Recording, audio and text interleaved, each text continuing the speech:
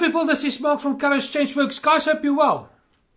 For you who has any experience or knowledge about how a Narc works, you will appreciate what I'm about to talk to you about. At this point, I'm going to suggest to you that if you haven't yet seen the Narc series, please go and view it. Not just on our channel, but YouTube is quite full of Narc related videos and playlists and information. There's loads. But I want to bring this to you and hear what you have to say regarding it. And in many ways, my friend, this is typical of the Narc. So let's have a look and see what is being said. Narcissists don't reflect. They just project any of their shame, faults, flaws, weaknesses, wrongdoings, mistakes, insecurities over to you. They do this to escape the accountability for the things that they actually do. Now, I know that that's a bit of a mouthful, but when we break this down into bite-sized pieces, I suppose,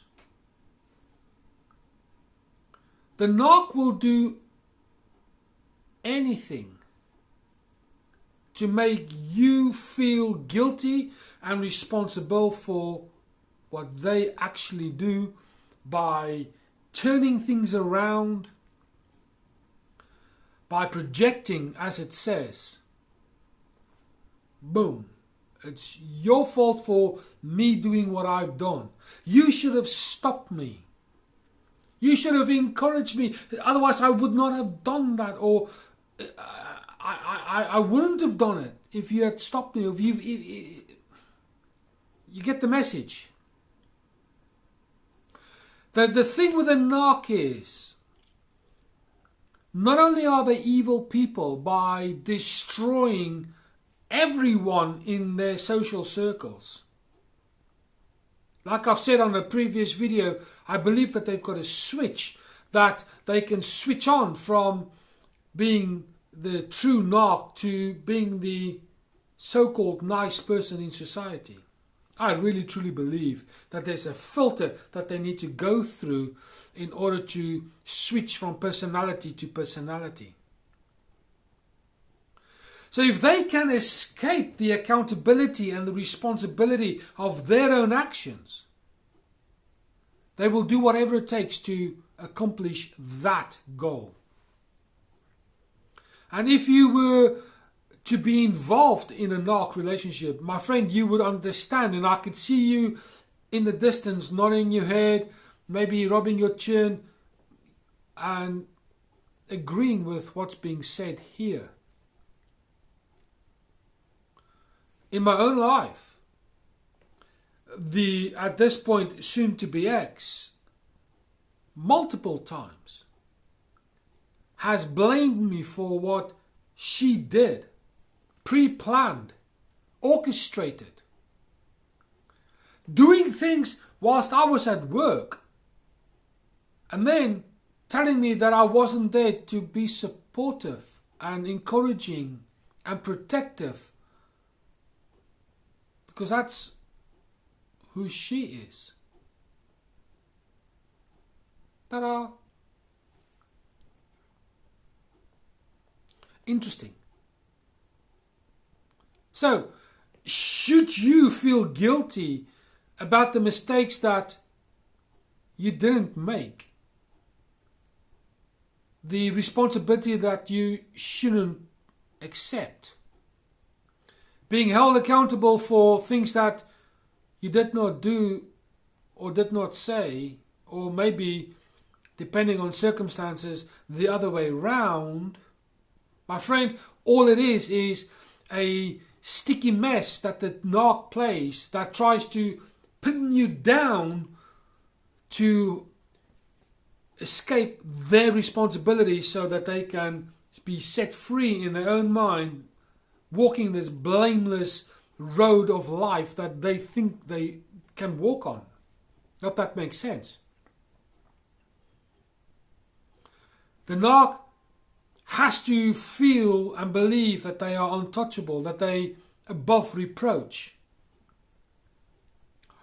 No, it does not work like that. They are full of flaws, just like everybody else. They're full of mistakes, just like everybody else. And if everybody else needs to take responsibility for what they do and say, or don't do and don't say, well, the narc needs to be included in that group too. But for the narc, they shut that door because they're too weak to admit that they've made a mistake, and they flawed at something, or they're not quite as fantastic as they think they are. So my encouragement for you today is, in the event that you do feel guilty for what they've done, do whatever it takes to break that stronghold, because let me tell you now, unless you do, it will end up being a seed that's going to bring resentment and bitterness, anger and hatred. And then they will have every right to blame you for those emotions that you express. So in a way, whether you do or whether you don't, you will be blamed. Whether you do or whether you don't, you always will be wrong. The only way to escape that dirty finger pointing from the narc is to break away from the narc. But guess what? That too will be your fault. But let me tell you, the ownership and the responsibility of breaking away from a narc is featherweight compared to being involved with a narc. Let me tell you. So never ever feel guilty about what they do. Never ever feel guilty about what they say about you. If it's true, do something about it. If it's not true, you know where it's coming from, and you know the heart and the spirit from which it is coming from.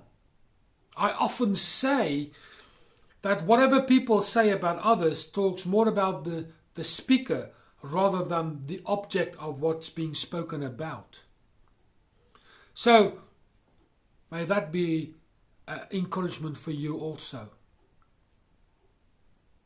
But understand this, a narc is a slippery, slimy piece of an animal that will do whatever it takes so that nothing will stick as far as they are concerned. And they will oil themselves consistently with everything that is slippery, so that when you point out their flaws, it will just slide off them like as if they've been swimming in a pool of oil. Such is the reality and danger and potency of the narc and the way that they go about their thing. So be encouraged. Is not necessarily you. It will always be the narc. So there you go. I hope it's encouraged you. Should you be in a narc relationship, this toxic relationship, should you be in one, I hope it's helped you. If you know someone who is in a narc toxic relationship, please let them know this information. You will do them the world of good. Please do all the YouTube admin. Share, subscribe, comment, hit the bell, pick all. The old thumbs up, everything. For now, this is Mark from Kharischangeworks, and I'll speak to you soon.